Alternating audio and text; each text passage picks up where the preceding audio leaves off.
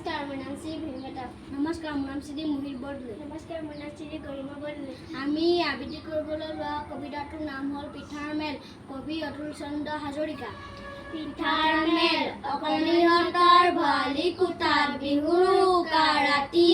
পাচিত বহি পিঠাবোৰে আছিল কথা পাতি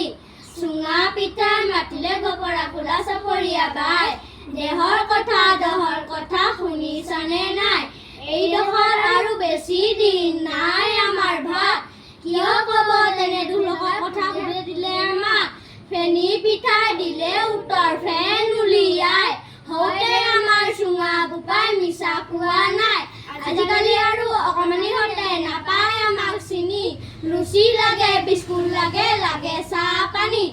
বৰফ ৰসগোল্লা মুখ সোমাব পায় লাৰু আৰু পিঠাবোৰত ভাইগিন চকুৰে চাই পিঠাৰে গুৰুক প্ৰমাণ তালৈ কোনে কৰে কাণ এইদৰে হ'লে বেছি দিন জীয়াই থকা টান নমস্কাৰ।